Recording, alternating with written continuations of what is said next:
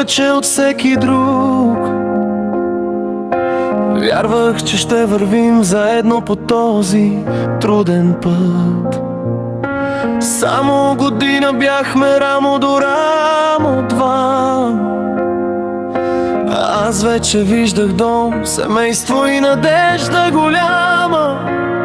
Когато стана трудно, аз не избягах, останах до теб и за миг не се предадох. Готов бях да се боря за нас до края, но ти избра да си тръгнеш и да оставиш тази рана. Не се отказах, дори когато ме боли, дори когато сърцето ми от мъка мълчи. Защото в теб расте частица от мен, нашето дете, нашият утрешен ден. Чувство се предаден, няма да го скрия, но няма омраза в моята душа. И каквото и да стане между нас от тук нататък, за него ще съм баща до края на света.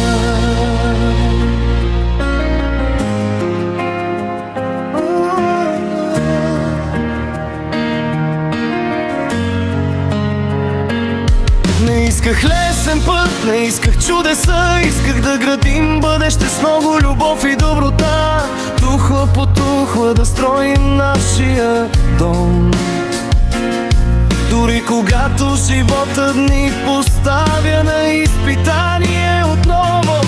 Но бъдещето не се носи само от един, трябва двама за да победя всеки труден ден. Аз останах да се боря, както обещах, а ти избра посока, в която аз не участвах. Не се отказах, дори когато ме боли, дори когато сърцето ми от мъка мълчи.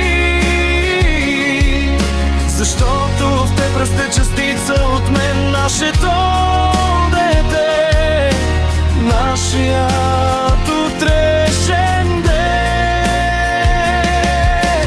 Чувство се предаден, няма да го скрия, но няма омраза в моята душа. И каквото и да стане между нас от тук нататък, за него ще съм баща до края на света. Финал. Ако някой ден детето ми попита дали съм го обичал още преди да се роди, ще кажа повече от всичко на света.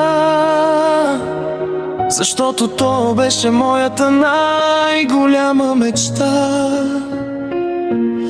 Няма омраза в тези думи, има само болка и истина за всички мечти, които не успяхме да сбъднем, за детето, което ще бъде нашата следа.